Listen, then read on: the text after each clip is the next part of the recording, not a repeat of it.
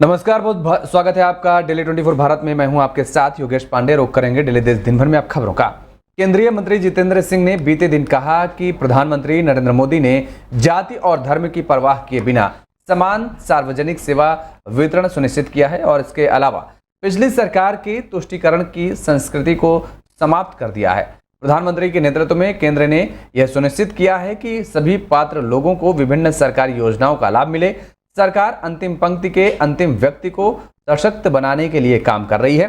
जब सरकारी योजनाओं का लाभ पात्र लाभार्थियों तक पहुंचाने की बात आती है तो किसी के साथ कोई भेदभाव नहीं किया जाता। केंद्रीय कार्मिक राज्य मंत्री सिंह ने कहा कि विपक्षी दलों द्वारा शासित राज्यों में रहने वाले अल्पसंख्यकों और लोगों को भी केंद्र सरकार की विभिन्न योजनाओं का लाभ मिल रहा है। उन्होंने कहा कि मोदी सरकार ने कभी भी वोट बैंक की राजनीति में विश्वास नहीं किया और अपनी योजनाओं से यह सुनिश्चित किया कि हर कोई समृद्ध हो। सिंह ने कहा कि पीएम आवास योजना और उज्ज्वला योजना जैसी नागरिक द्रुत योजनाएं हर ऐसे घर तक पहुंची जहां इन सुविधाओं की कमी पाई गई। सुप्रीम कोर्ट में जनहित याचिका दायर कर केंद्र सरकार और शीर्ष अदालत रजिस्ट्री को सुप्रीम कोर्ट की इमारत को ध्वस्त नहीं किया जाने का निर्देश जारी करने की मांग की गई है। याचिका में कहा गया है कि सुप्रीम कोर्ट भवन भारत की आजादी के बाद निर्मित महत्वपूर्ण स्मारक भवनों में से एक है। याचिकाकर्ता के रमेश ने तर्क दिया है कि सुप्रीम कोर्ट भवन को ध्वस्त करने के बजाय किसी अन्य उद्देश्य के लिए उपयोग करने की आवश्यकता है।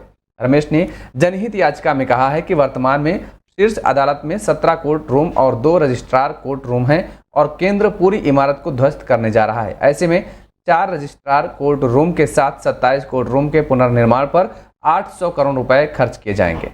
और समाजवादी पार्टी के सांसद डिंपल यादव ने आज मऊ के दोहरी घाट में विक्ट्री इंटर कॉलेज के मैदान में आयोजित जनसभा में कहा कि चुनाव जैसे जैसे आखिरी चरण की तरफ बढ़ रहा है, बीजेपी वालों का पसीना निकल रहा है। बीजेपी वालों की तृष्णा खत्म हो नहीं रही है और उन्होंने अग्निवीर योजना लाकर देश और युवाओं का सम्मान गिरा दिया। कोई परीक्षा ऐसी नहीं जिसका पेपर लीक नहीं हो रहा है। आज पूरा देश बदलाव लाने को तैयार है। सपा प्रत्याशी राजीव राय के समर्थन में आयोजित चुनावी सभा में डिंपल ने भोजपुरी में कहा कि डबल इंजन की सरकार से आप सब सावधान रहें। ई डबल इंजन की सरकार में खूब टकराव है, दोनों मिलकर कब दुर्घटना कर दें कुछ कहल नहीं जा सकता। उन्होंने कहा कि नया सूर्योदय होने जा रहा है। आज हमारे देश के युवा, व्यवसायी, किसान, मजदूर सब परेशान हैं। बेरोजगारी चरम पर है। बीजेपी वाले मुंह छिपाकर घूम रहे हैं। बीजेपी की करतूत जग जाहिर है, लेकिन हम देश को मिटने नहीं देंगे। जेडीएस के निलंबित सांसद प्रज्वल रेवन्ना अश्लील वीडियो मामले में बड़ा अपडेट सामने आया है। आज विशेष जांच दल के अधिकारियों ने 2 मुख्य आरोपियों को गिरफ्तार किया गया है।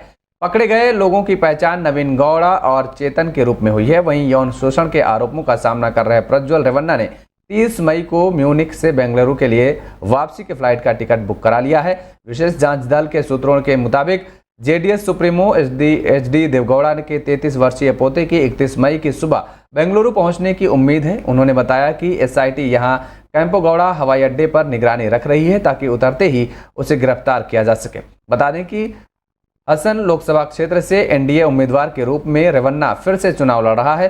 कर्नाटक राज्य महिला आयोग ने मुख्यमंत्री सिद्धरामैया से अनुरोध किया था कि वे उन वीडियो की जांच का आदेश दें जिनमें कथित तौर पर उसके द्वारा कई महिलाओं का यौन उत्पीड़न किया गया।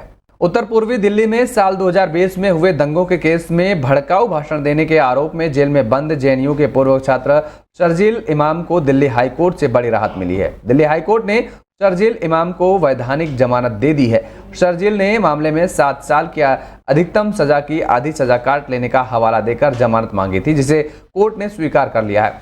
शर्जील इमाम पर जामिया और अलीगढ़ मुस्लिम यूनिवर्सिटी में सीएए के विरोध में चल रहे प्रदर्शनों में भड़काऊ भाषण देने का आरोप है। शर्जील ने ट्रायल कोर्ट के उस आदेश के खिलाफ हाईकोर्ट में याचिका दायर की थी जिसमें उसे अधिकतम सजा की आधी से ज्यादा सजा काट लेने के बाद भी बेल देने से इनकार कर दिया था। जस्टिस सुरेश कुमार कैत और मनोज जैन की पीठ ने शर्जील की याचिका सुनवाई के लिए स्वीकार कर ली है।